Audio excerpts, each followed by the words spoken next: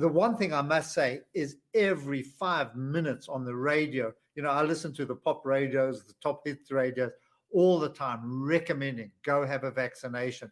And wherever you walked in New York, you could have a test or vaccination. You could literally walk across the road, sit there in 5 minutes and have vaccinations. And I think when we do the post-mortem of this pandemic, you'll find that governments and the public health sector were just not prepared and ready for it.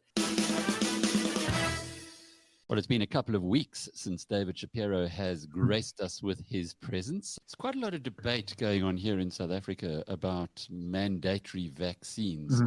In New York, with them opening, have they reverted to that, or have they been applying that as well, forcing everyone to get vaccinated? Some of the businesses have. I think Goldman and other businesses have forced it. But Alec, I still think there's a constitutional issue here. Can you force people to have a vaccine? It is interesting to see what's happening here in South Africa as well, with Discovery's Adrian Gore saying that everyone at Discovery has to have a vaccine. Otherwise, they're not going to be allowed back to work. And that's evoked quite a reaction.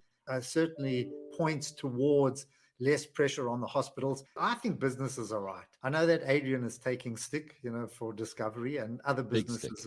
But I think he's right. I think he has to force this upon people. But David, what happens when he has one death? What happens when he has one person of his staff, one member of his staff who does get a blood clot? And that's a massive risk that you're taking by forcing everybody to have the vaccines. And it's a tiny, tiny, tiny percentage and a tiny chance of it happening.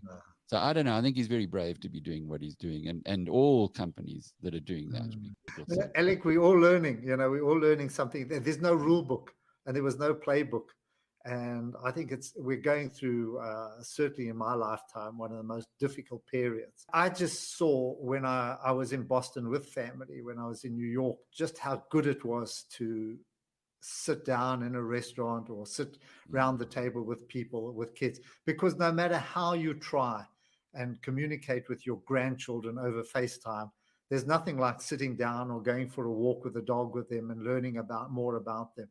And I think we've missed out, on that. And we've been robbed of it. We've been robbed of a lot of things.